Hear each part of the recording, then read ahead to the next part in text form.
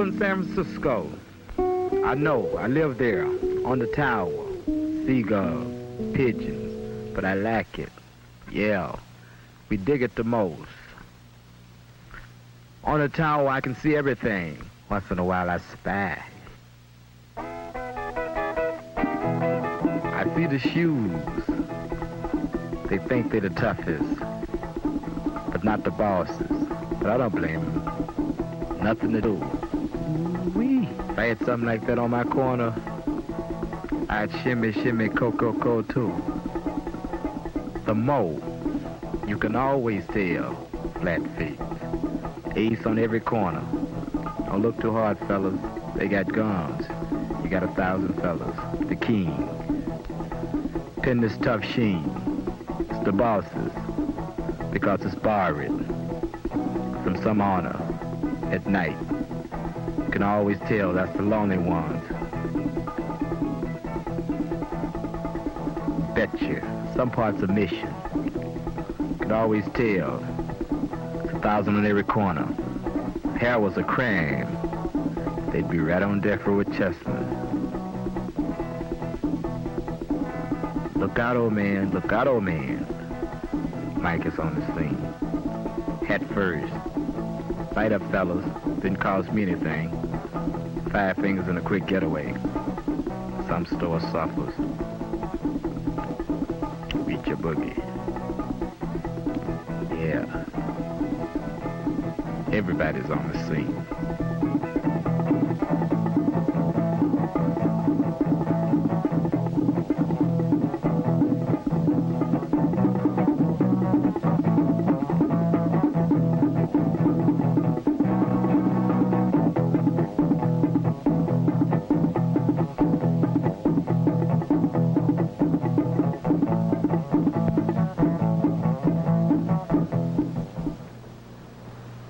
Stanley Mosk, Attorney General of the State of California. There is no one cause for juvenile delinquency, and therefore there is no one cure for juvenile delinquency. The elements that go to make up a fine young person in our society are generally threefold. First, loving parents. Secondly, intelligent teachers. And thirdly, a wholesome environment in which to grow up. But all too many of our young people today lack 1, 2, or even all 3 of these elements. And therefore, we have what we call juvenile delinquency. The community then has an obligation to provide those missing elements. When I speak of the community, I mean society generally, officially, and also private organizations which work in this field.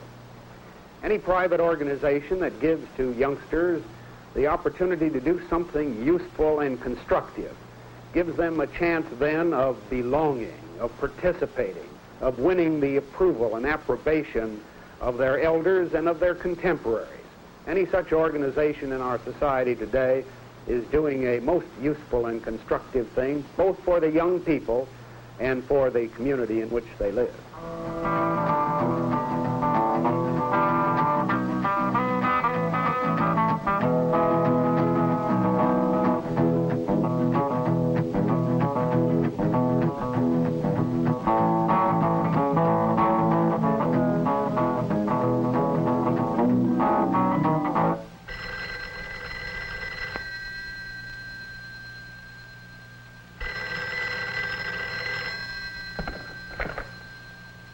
Hello?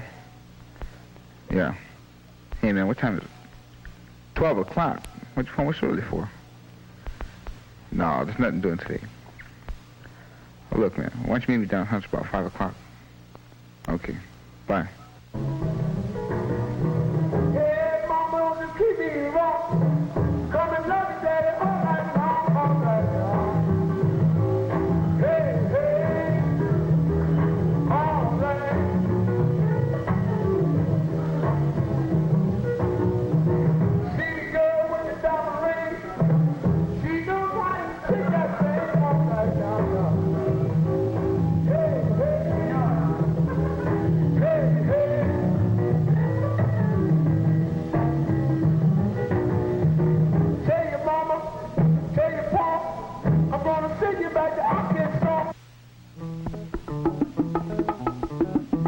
Well.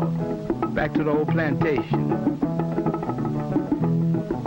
Shucking and jabbing. Ain't that sweet? We'll show you how it's done. Always. Ain't that cold? We'll give you a little sample. He looked like Elvis before he went to service. Those are a couple of my good friends. They're squares. Looks like the fight of Patterson and Ingemar, but it's not. A left to the right, a left to the jaw, a right to the chin, a feet to the chest, a knife in his back, brass knuckle on his head. Someone is on the ground, someone is on the ground. I think it's the referee. No, it's not. It's an officer. Don't get panicked, ladies, don't get panicked, ladies. Nothing will happen. It's only in fun. Look out, keep it clean with Phenagine. No feats.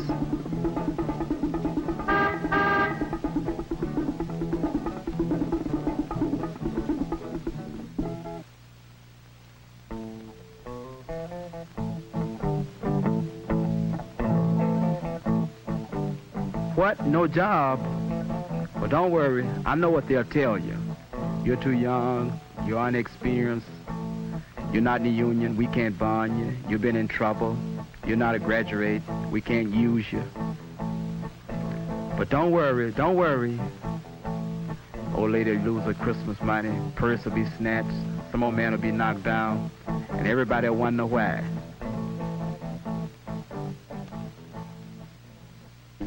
So like people, but if they don't see you fight, it's hearsay. That's what they believe it because you're in a club and you're wearing a club jacket. That's what you're a thug right away to the public den. You know, but it's some people that realize that that by being in a club, but it can be a good thing, and a club can be a bad thing. Yeah, but you have to start off with the right thing to end up right. When Carl May started Youth for Service, he realized he could work through the leaders of the jacket clubs. At first, I went out and looked up these boys on the street. This is John Bird, president of the Warlords, a very important club in San Francisco. I just put it up to them, would they help? I told them we needed them, and it worked because it was the truth.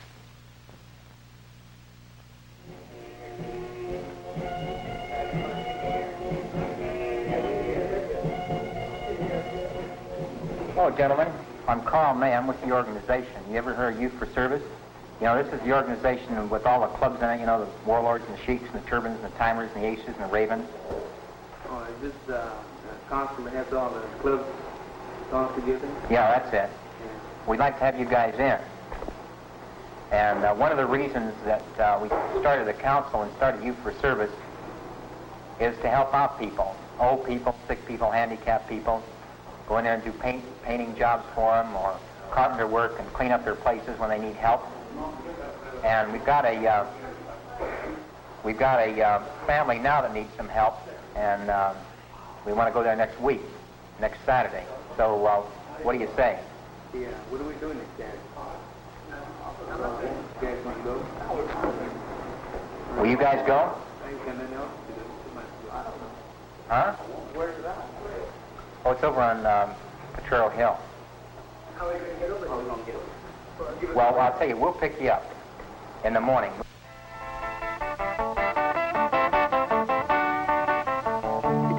This is a Youth for Service work project. These boys are working for nothing, doing something for somebody else who needs help. Why are they doing it? The answer is that these boys are no different than the rest of us. They need to be needed. They may have had less chance than most of us to relate constructively to the community. They need the opportunity to work for status and recognition. In Youth for Service, we take them as they come. We do not judge them for anything they may have done or failed to do in the past. We do not excommunicate them if they fail to live up to our standards of work or conduct. What we do is accept them as individuals and put them to work. We ask them for help, and who can resist that?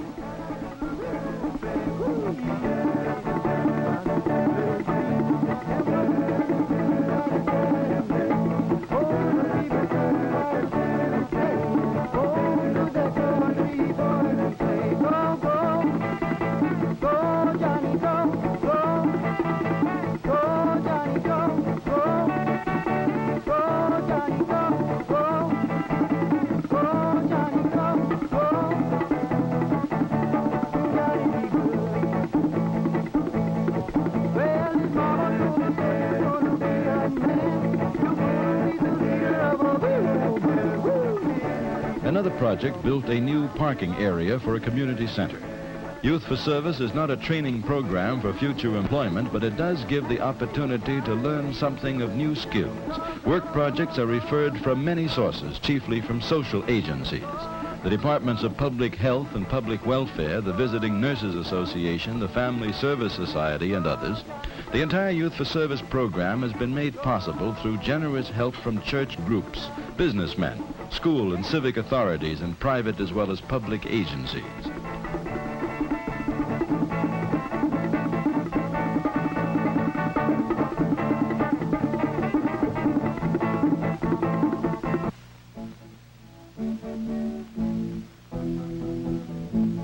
The Boys of Youth for Service have helped many elderly and handicapped people with home chores and repairs they cannot manage themselves.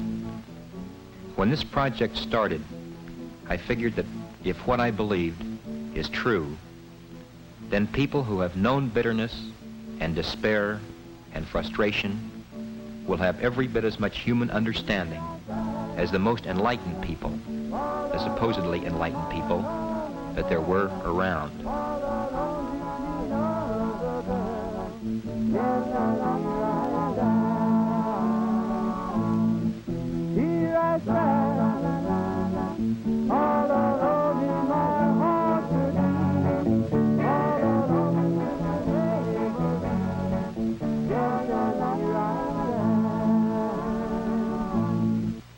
Many Spanish-speaking people live here in Alviso, near San Jose.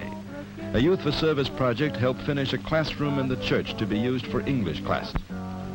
Sure, the boys mess up on a lot of things when they're on their own, but they get something done, and what they do is their achievement. They can learn from it and be proud of it. Adult control or adult guidance really means the imposition of authority, and that would kill the whole idea. The boys know that this is their program and that it's in their hands, not ours. They respond to that. You know, you can ask a person to do something and you'll see a difference in the work. Because if you ask me to do it, I'll do a better job. I'll do anything if somebody asks me. But if you say, do this, do that, if you don't do it, well, you better do it, well, I just won't do it. And I want to see what somebody's going to do if I don't do it.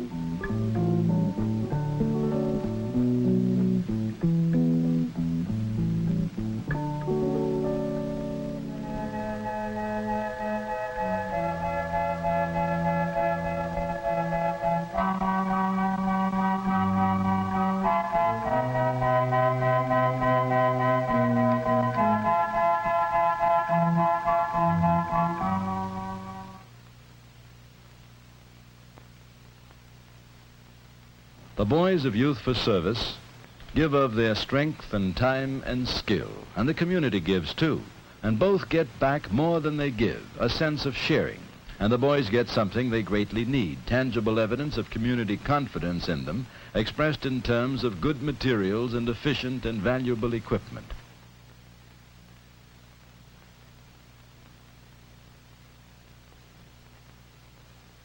And a good lunch on the job is a pretty well understood form of moral support also. The word is recognition. The Boys of Youth for Service work hard without pay. Most of them have very little themselves, yet they volunteer repeatedly to help other people in need. Recognition and community support become very important to maintain morale.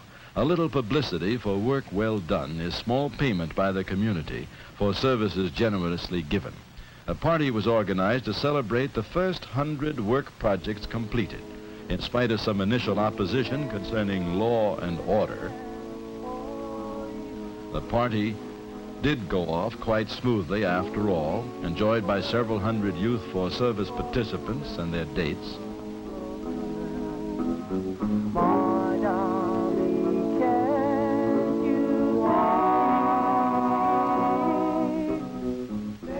Only one slight mishap was reported. A policeman somehow lost his badge.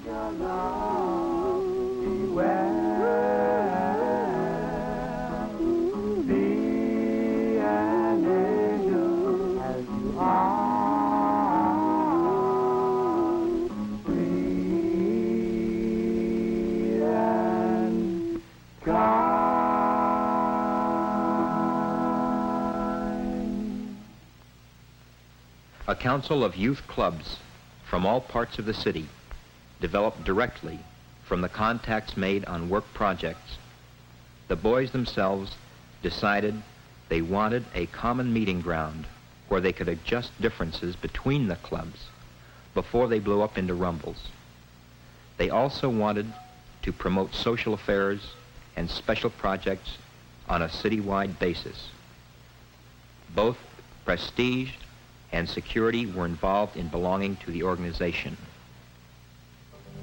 One of the first council projects developed in support of the National Youth March for Integrated Schools held in Washington, D.C. in April 1959.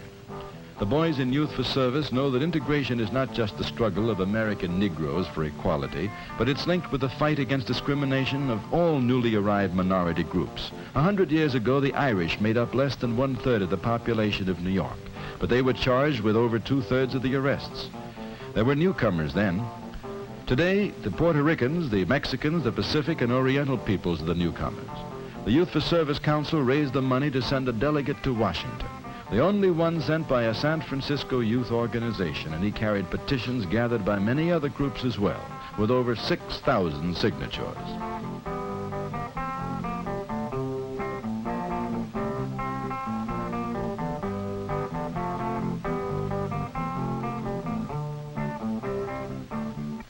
And still in America, some people are treated like newcomers in their own native country. We call them Indians. This is the Laytonville Rancheria of the Pomo Indian tribe in the Redwood Forests, 100 miles north of San Francisco. One of the largest Youth for Service projects was the building of a bridge across a river bed on this reservation to give the Indians access to a large section of their land previously cut off during the rainy season.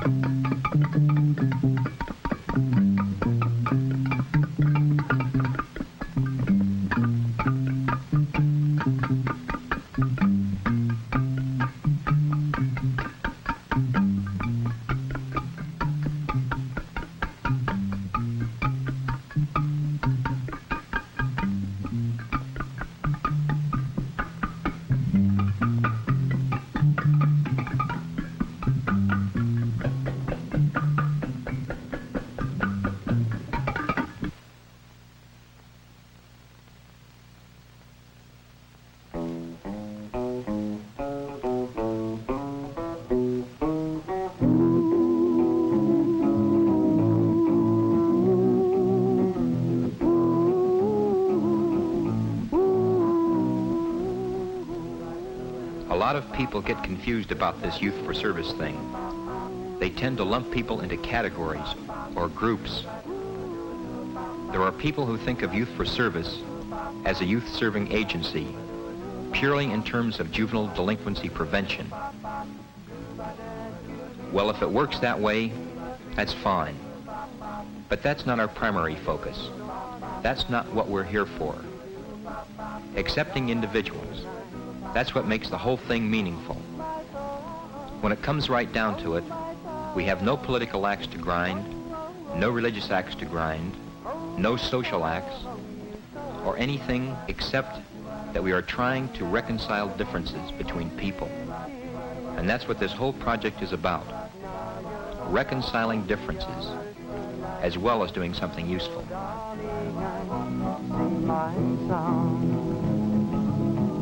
Oh, my son, oh, oh, oh, oh, oh, oh, oh.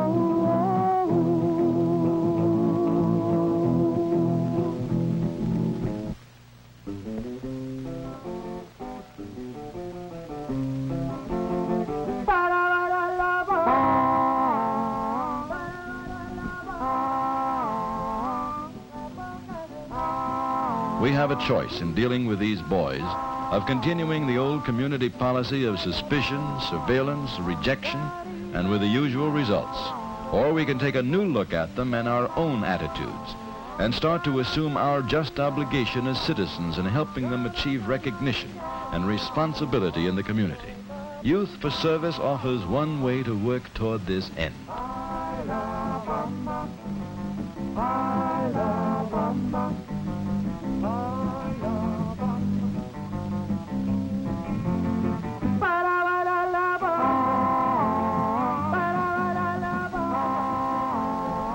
Well, the bridge is built. Youth for Service. Nobody, least of all the friends, thinks this program is a cure-all for anything. If it does mean something, it'll be what the boys make it mean, with our help.